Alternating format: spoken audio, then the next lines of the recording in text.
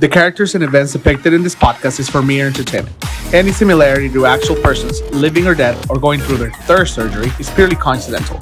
Listen at your own risk.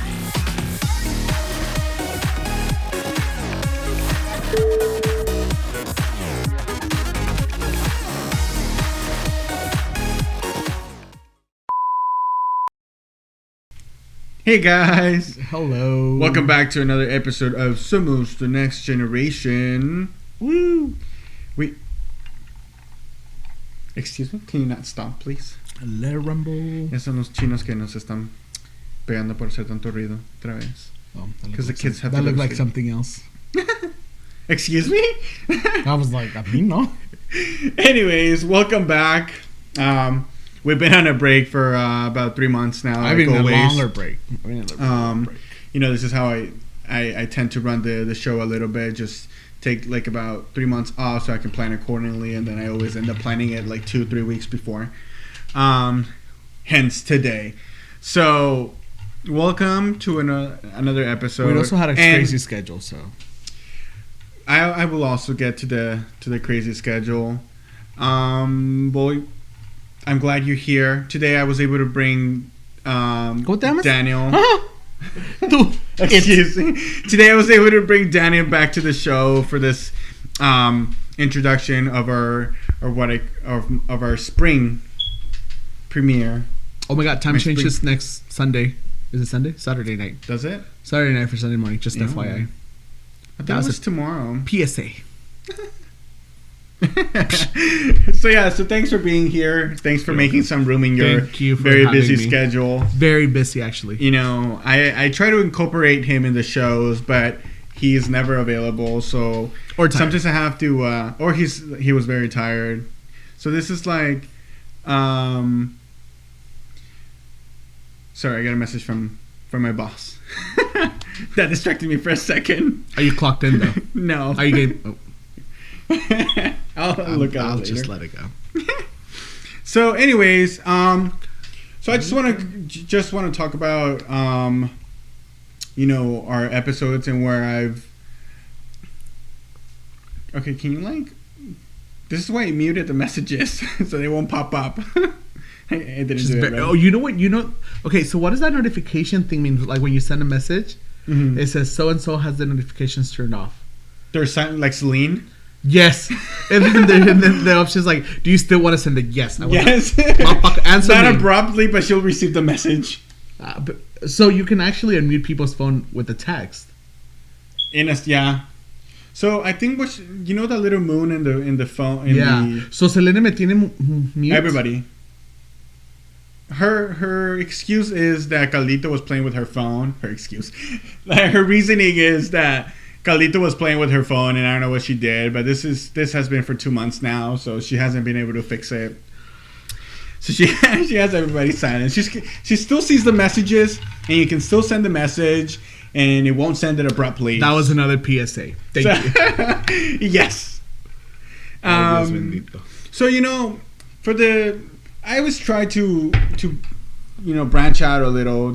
I try to do this every season, kind of branch out in topics, but I always end up getting lost in translation and always getting lost in whatever I was trying to talk about, especially because it's really hard to talk about a topic that a lot of people can comment about, and I'm the only one talking about it. Sometimes I feel like that video from the girl in the train, she's like talking to herself, she's like fighting with herself. I don't know. No? I'll show it to you later. You should have sent me a TikTok. I should have, yeah. Así me siento. Y yo estoy como la señora de las matemáticas ahorita. I don't know.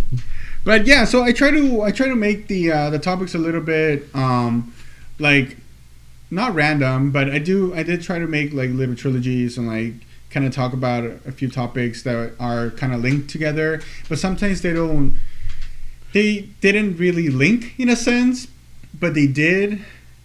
I don't know, maybe I just didn't plan accordingly, you know? Okay. And then one of the things that I had tried to talk about or tried to bring you in, and I think this is the third time that I tried to bring you in to talk about it, and I finally was able to, is about just an awareness about mental healthness. mental health. Mental health, yeah. So that's I guess that's basically what's going to be about in this episode. We're going to jump into that. Just gonna go deep in that hole, and we're gonna talk about it. No. Oh, I'm sorry. That's literally wrong hole. That's not what I meant. Well. So we're gonna talk about that, and I'm basically what I'm gonna do is I'm not gonna interview you, but I am gonna interview you. Oh. So this is gonna be mainly about you. Oh. About what is this, how Dr. you've been. Phil? Yes, I'm actually Oprah. Yes. You get a video and you get it. Si parezco Oprah. Let's get in there. I love bread. You'll get there. So, No, she lost weight. Go on Weight Watchers. I don't want to get my show Okay, canceled. I don't want YouTube to block me. Sorry, Oprah. I love you, Oprah. Yes. Can I get a card too? No, it's good. So I wrote down a quote, and this is how I want to start it off. The quote is, "We are stronger than we think, even though in the moment we feel the weakest, and we are capable of putting up with so much." Of course, it doesn't mean that we have to put it up with, but I feel like we can because we are badasses, Mm-hmm. And I've known you for almost 6 years and a half in a sense now, and I think you get to know a person once you start living with them. Right. When they're okay, when they're not, when they're angry, or when they're in a great mood. So at some point I think you broke down. Yeah. And it's just I feel like you just fell in a hole that you just weren't able to come out of until you made like an abrupt decision. Okay, So, yeah. and I know, because I know you, and this is why I mentioned that I've known you for a while now. I know it's kind of hard to bring you down. I get like easily emotional. So like the moon just affects me, or like if Saturn is aligned with Pluto or something, or something, and then I just get in my feelings. But I think it's harder for you to break down, and I think you might have just reached that point. There was just so much things going on, and that's what I want to talk about. Like what you were feeling at the moment, and what exactly were you thinking? Well, I mean, there was a chain of events that happened that led to that, and in those events, like, I think there were some very little that were like, okay, whatever, that you kind of live day by day, and there were some other major ones, but at the end of the day, I feel like I wasn't living my life. Like, to your point right now, you said, oh, you're someone that doesn't break down easily. Like, that's just the image I portray. That's just the image you have of me, because I've been painting myself to be that person, right? But I think that's the main point. Like, we're just living, we're trying to please everybody. We're trying to please everybody, and then we always keep on putting ourselves, like, in the back burner. Like, okay, I'll take care of you later. I take care of you later. And don't get me wrong, like, I do take care of myself. I do spoil myself. I spent good, I'm sure. I do go on vacations often. I do spoil myself. But that's just like a little break, a little getaway from the life, And even that part of like going out and like going on vacations, like that's even an image you have to maintain in front of other people, because that's where I've gotten. So how long would you say you held all this trapped feelings that just at some point you just? I think it goes deeper than just like, oh, it was a year ago or 2 years ago. I think it's a lot of the times, we grew up with a lot of like kids trauma, and we don't really talk about it, and we don't really like address it. We just kind of like, okay, well, those are the kind of things that happen, so I guess just move on from it. But like me being the oldest one of all my siblings, and like being the oldest one of the grandchildren, like obviously I have this kind of like spot that I gotta, like So you think being the oldest and having You have a lot of to- responsibilities on your shoulders. You have a lot of like, oh, well, you know, you're like, for example, on my mom's side, like I'm the first grandson, a male, you know, and like you have all, you know. But do you think that's something you decided to take on your own, or is that something that It's forced was upon you. just decided for you? It was decided for me. How so? Like for you know, growing up with my siblings, like I mean, I'm raising my kids now because I already raised my siblings. You know, especially my younger brother. I mean, I literally raised that kid. So it's not. I mean, at least in our culture, it's not something that you choose to up until a certain age. It's like this is your responsibility. You know, in the household. You know, like get a job. You know, at a really young age. Like I didn't get a choice. That was just that was the norm, you know. And you know, my mom always worked at night, so like my dad was always at work. So who took care of the kids? Who made sure they ate? You know, they went to bed on time because you know my dad was working as well. So I think it all begins there, just because you know, like you're forced to be like, okay, everything's fine, and you're forced to be in charge. So you know, you have like for my siblings to like I would not respect me, but for lack of a better word, like listen to me, respect me when you know, like when my mom was at work and my dad was probably tired or you know napping or whatever. Like I was in charge, so like I had to act a certain way for them to like listen to me and take me seriously. And I think that's really where it all begins. Let's talk about a, what do you call it? Like a different universe. An alternate universe. An alternate. Let's talk about an alternate world where you decided not to. How do you think that your life would have been? How different would it be today? Because I know they always say that everything happens for a reason. And I really don't like that phrase. I personally don't like it. It's like everything happens for a reason. But I feel like the past always, you know, creates the present that creates your future. You know, what was the word you just said that you don't like? Everything happens for a reason. I don't think I'm not a big fan of that phrase, but it's true. Well, it doesn't happen for a reason. Your decisions are the reasons. Like whatever you decide, that's what's gonna lead to a chain of events. You know, to como dicen, to every action there's a reaction. Correct. You know, so go ahead. So now thinking of that and thinking of this alternate world, how different would it be if you would have said, "I'm not gonna take care of my siblings because that's not my job." Well, that alternate universe doesn't exist unless I was born in a different. Well, think about it. Different, ¿cómo se llama?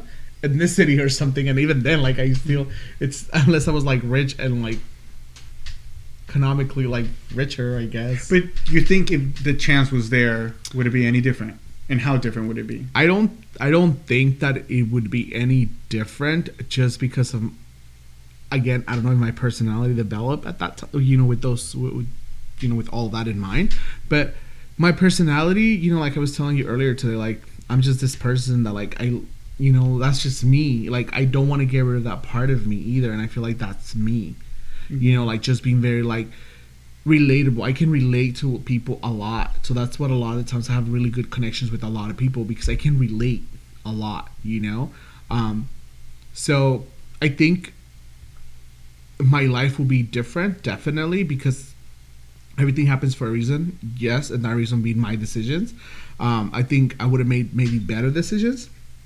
Okay. Right, but I think ultimately, like, we all make mistakes, you know. So at one point or another, I was gonna break down. I think that's just inevitable. That's just the kind of person that I am, and I feel like that's just everybody. Like I'm just like very upfront about it, and like I kind of just cracked, like you said. I just got to a point where I was like, you know what, that's it. But I think we all do the same. We all try to be like, you know, for parents. Like for example, I mean, my parents don't see me drink, and I got drunk on Christmas for my mom's birthday. Like that was new for them. Yeah. You know, I drink, I get drunk, but they've never seen me. So things like that. Like thing. we just try to even up until today, like we try to like, this is me, you know, this is kind of who I am or whatever. But realistically, we have a lot of things going on, you know, like, I mean, TMI, but like when you get drunk, I don't think, you know, when you get like really crazy, like, You know what I'm saying? Like, No, I don't think that's something that you want an image for your parents or your family. Absolutely, you no. know, so and not even for yourself. I mean, right. to be honest, like, I mean, I don't know if anybody has said, I want to black out and how fun it is to black out. It's not fun, but like, actually. I don't like it. I don't like it either. And I think as you grow, I think you kind of learn when to stop, in a sense, to drink. Like, when you're gonna like black out. Obviously, I mean that. I know sometimes, like, in the moment, you just, you're feeling the vibe around you. You just keep going, and you just end up blacking out. Right. But you're okay. Well, but, and to that point, to be honest, like, I feel like a lot of times when you get really drunk, personally speaking, like when I drink, you just a lot of times you just want to get away. That's gonna, like, I mean, my dad or people that I know have always said, well, what's the point of like getting drunk and like getting blacked out? It's not. There's no point of it, because obviously the next day you're dying. But mental health is real, and a lot of the times you just want to disconnect from the world. And unfortunately, that's one of the easiest, fastest way to do it. I mean, what's the point of algebra? We didn't use it. Right. Those fucking triangles that they... Pythagorean theorem. I don't fucking know. Where was I going with it? That, damn it. Well, anyway, so, yeah, like, just... when we're drinking, yeah, like, it doesn't... I mean, I know it's not the safest or the best way to disconnect, but unfortunately, a lot of people say man, and it is true. A lot of men were not supposed to show emotions, and it's true. But I feel like women feel the same way, lately or more recently, just because they're like, oh, well, they're gonna think that I'm a woman, I'm being dramatic, and so they start holding it in, and it's not okay to hold it in, whether you're a man or a woman. That doesn't matter. But yeah, I mean, it will come. There will be a breaking point for sure. So to that point, when did you feel like you were in a deep hole that you needed to get out, and then what did you do? I think. And why? I think in the last, like, okay, so life is one thing, right? And then you have, because you live many lives, whether you like to admit it or not. You live, your house life, your family life, because they have this image of you. You have your friend's life, and then you have your work life. At least, I mean, si tienes amante, that's a whole different story. But you have your family, your friends, whatever. You have at least those three relationships, three lives. I'm sorry. So like, what do you do? So like, I think for me, it just my family life, like, it's okay. I'm very like retirado de mi familia. I stay away a lot. My personal life, I mean, I think I was okay. My circle is very small. But I do, trust my circle, and I know I'm loved in my circle. I know what I bring to the table in the circle as well. But I think the third one was not there. My work life. And unfortunately for us, I mean, there's only 24 hours in a day, and at least 8 hours of those are spent at work. So 1/3 is at work, 1/3 is to sleep, and 1/3 is having free time. So that 1/3 of your day, if it's not okay, then your life is not going to be okay. Correct. Yeah. So I think that's kind of like what started kind of cracking everything else. That's where the first crack show. Like, I loved my job, I enjoyed it, I loved working with the people that I was working. I feel like I was doing good, I feel useful, I feel a lot. And then lately, in the last year, everything was just kind of like, okay, this is getting very repetitive. This is it. Like, I'm trapped. And then, with this whole COVID thing, like, a lot of people have been just, like, encerrados, they're always at home. They don't really go out, they don't really do much. And I feel like, I mean, I did, but I feel like that was me, like, life completely changed. Like, Correct. Completely changed for everybody, Yeah. And I think like, my job, it just, like, sucked me in. I think that's kind of what cracked it. That's kind of, like, what opened up my eyes to my other two life, which is, like, my personal life and my family life. Like, my work life really opened up my eyes and be like, what are you doing? Like, yeah, you're here and you come here every day, but first of all, you're not happy anymore. And like I told you, I feel like everybody that worked with me wasn't happy. Like, I feel like they were like, they dreaded, like, coming into work. And I'm like, that's not the kind of person that I am. I don't like to be that person. I want everybody, again, my problem, I want everybody around me to be happy. Yeah. And that's my problem. And I feel like I didn't feel that from my employees. So, and then at the end of the day, they don't appreciate it. Yeah, no, they don't. They really don't, but at least that kind of gives you some kind of ¿cómo se dice satisfacción? Satisfaction. It gives you some kind of satisfaction. At least for yourself, yeah. Okay, you did what you had to do, and what you wanted there's all to these do, people working for me, and they're all happy not because of me, but because of what we have as a team. And then I didn't feel like that was happening anymore. So I'm like, okay, if they're not happy, and then I looked at my family, and I didn't spend time with my kids, although lately I haven't either, which I gotta regroup all that. But I will get back to that. And then I didn't spend time with my family, and then my personal relationship, I don't want to talk about it, but it wasn't there anymore. So it's then what the hell? What am I doing? Everything is literally falling apart for trying to keep my work life, and then everything else is just crumbling apart, and then everything just crumbled. I'm not gonna say names, but there's literally one particular incident where it just snapped. He was just that's it. It's done. There's no turning back. And it wasn't even her fault, but I just remember that being that person, and I was like, that's it. I don't want to do this anymore. Did I tell you? So I came into work, and I was very down, because of everything that was happening. And every day when I come into work, I always wait in my car for at least a couple minutes, and just kind of get mentally ready. And that day I did, and I came into work, and I sat in the office, and I still couldn't snap out of that stage where I was just I need to get ready for work. And then somebody walked in and say, hey boss, are you mad? And at that time, I thought my natural reaction to what I will tell myself will be okay, let's turn that happy switch on and just nothing happened, everything's fine. But when she asked me, I didn't have the energy to do so. And I just turned around, and I was very sad, and I just said, no, I'm just not feeling well today. And that's the moment I decided that I was not happy anymore. And I didn't have the energy to flip that switch on and just be happy again and pretend like I was happy. And that's when I wrote my resignation email, and I gave my keys to Celine, and I left. Yeah. And that was just the domino effect. It was just and that just I mean, I know I've been through it all with you, and I know it has been really rough, especially because there are some moments that I can relate that I have lived myself as well, the unemployment part, how harsh it is, how great it seems at first, and then at some point when you don't start seeing anything, or you begin to feel a bit useless. Well, this is the for financial stress. The financial stress starts kicking in. The bills are always going to stay there, and they're going to raise if you don't pay them.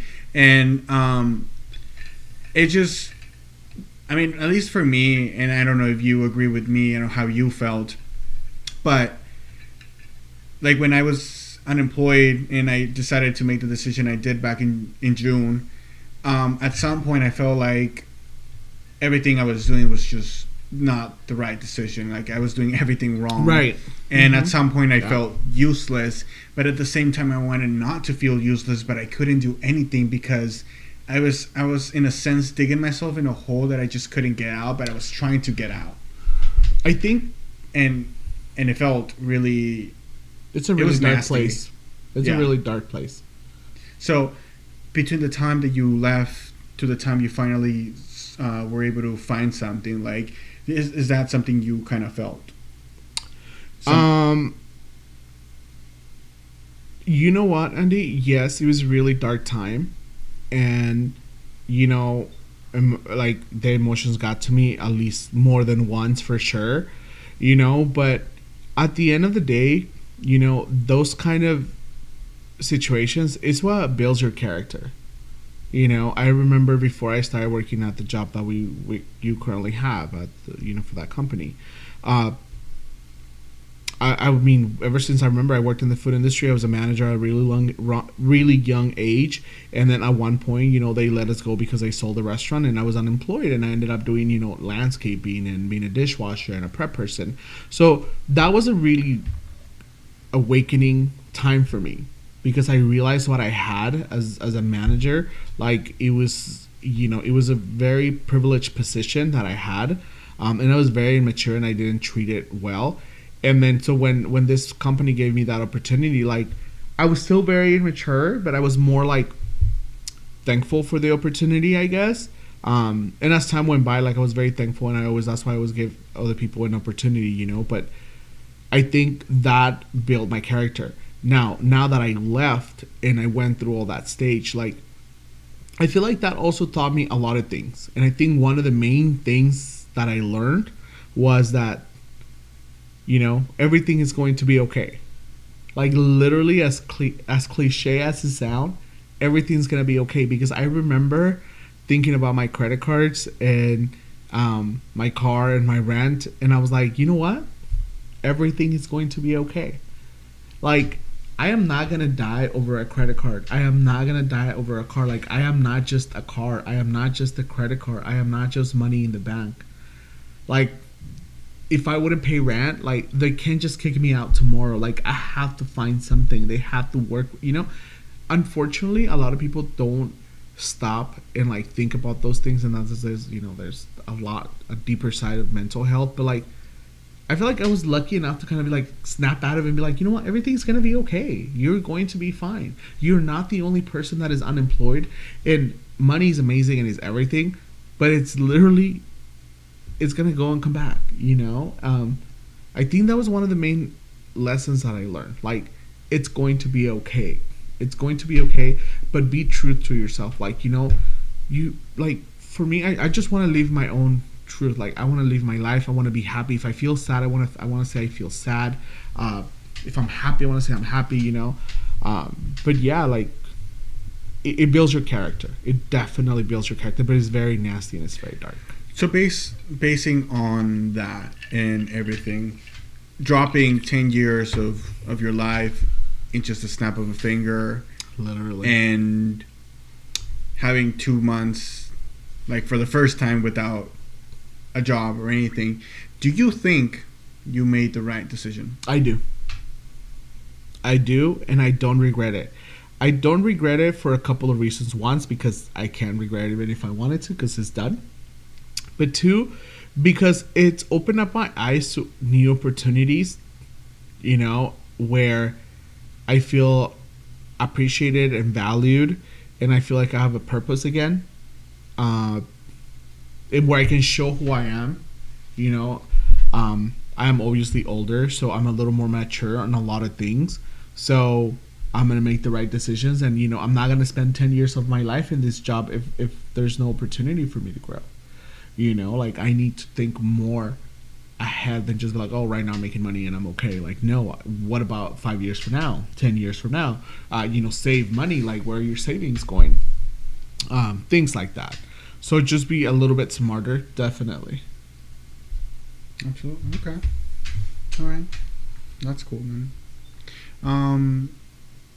So I wanna go back to the thing you said about like living different lives every day. Mm-hmm. The fact that you do live in a sense like one life with your family, one life at work, one life at home, like at home with yourself in a sense, and then a life with like your peers, your friends, your people that hang out, my borrachos, and then there's my personal life. Yeah, and then I guess in a sense, like I do want to agree that at the fact that it's not that you have to be different depending on who you're with, because that's at the end of the day there's one thing in common, and it's you the person. But like with my family, like whatever I'm going through, like my personal life or like my work life or like things that I do with my circle, which is really, really small, like I try not to share those things with my family because there's some things that they just don't need to know.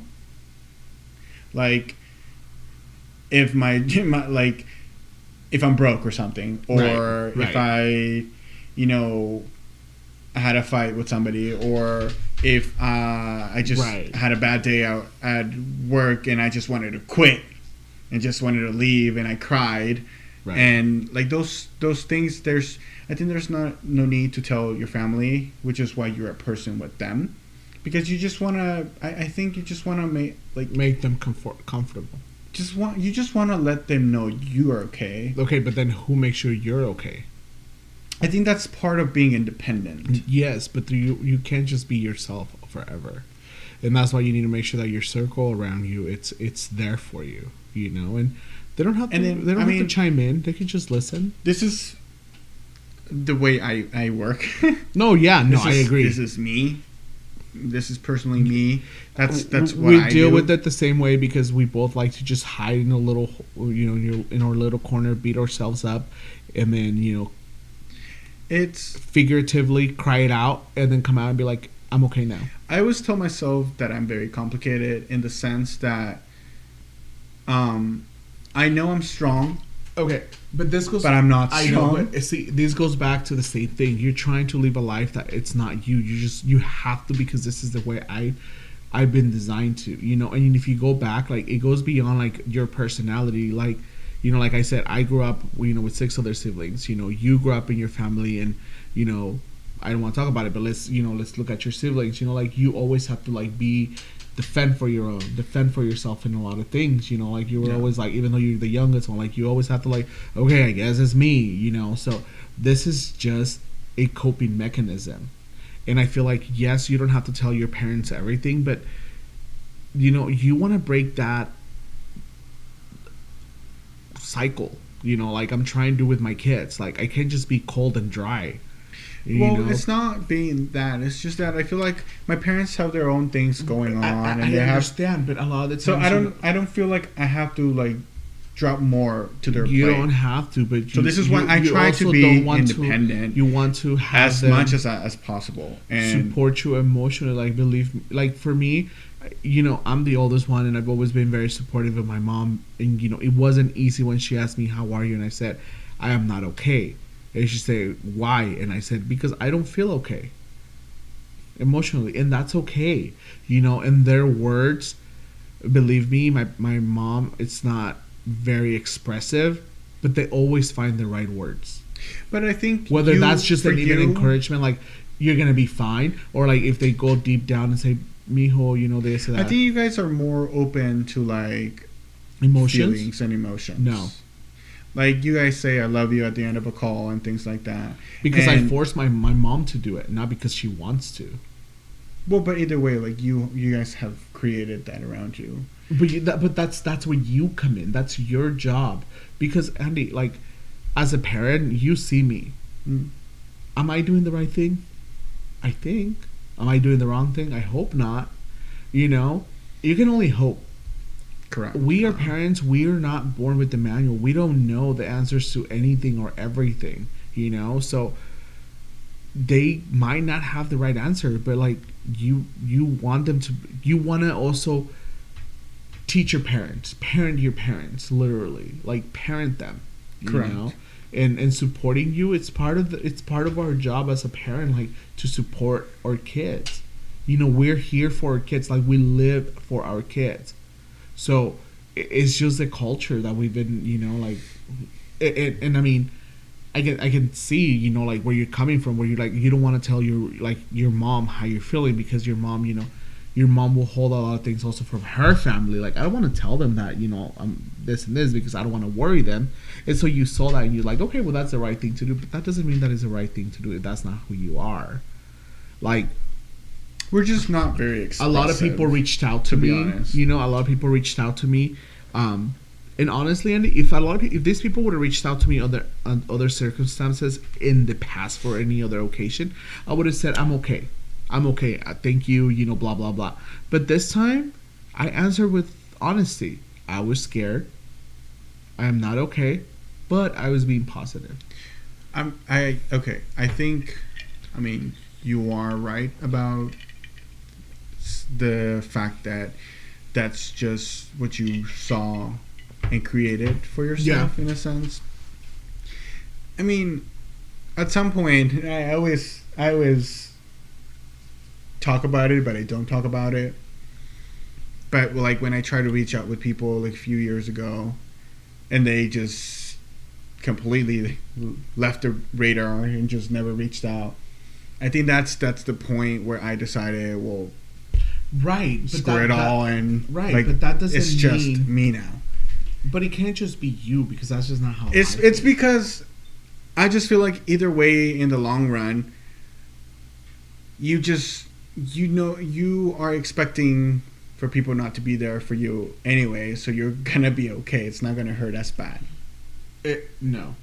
Yes and no, but you also have to choose the right people that you want to invest the relationship or the time in, you know? Mm-hmm. Not everybody's worth of it. Like, we meet millions of people through a lifetime. That doesn't mean that everybody's worth of your time. Correct, yeah. So you just want to make sure that who is worth of your time. And obviously, this is a two-way street. You have to be there for them, and they have to be there for you. If you're there for them, but they're not there for you, then clearly they're not the right ones.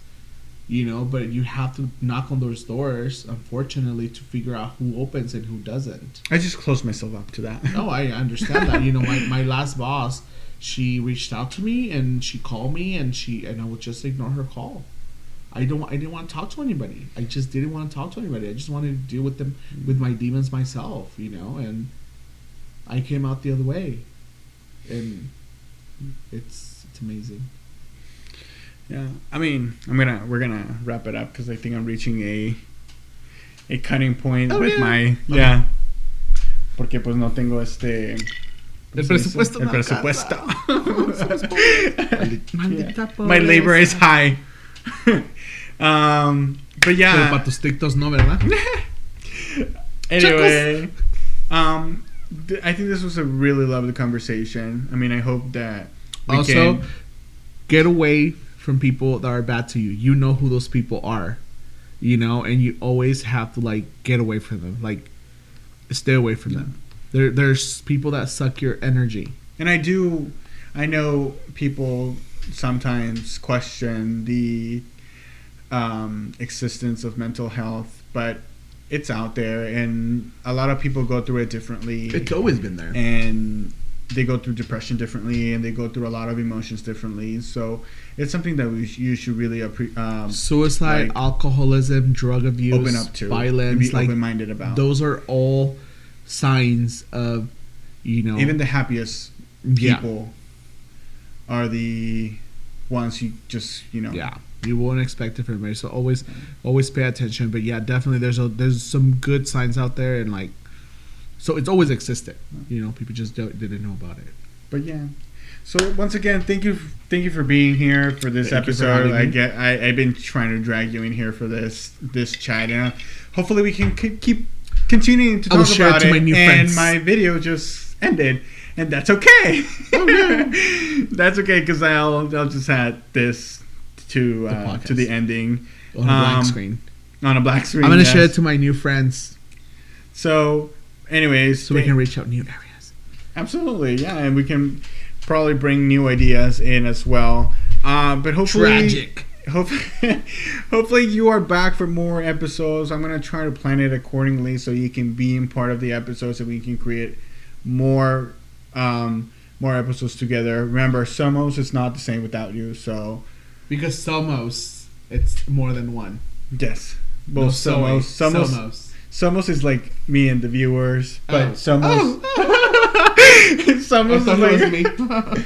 No, but Somos the Next Generation, the podcast, the video channel, the entire thing is not the same without you. So... Thank you. And like...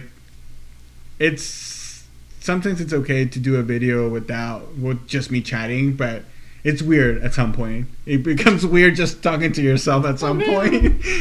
So this is why I have the mirror, and I feel like I'm talking to myself there. Well, there's a second person there. Anyway, I'm going to wrap this up, and we will be back. See you next time. Bye.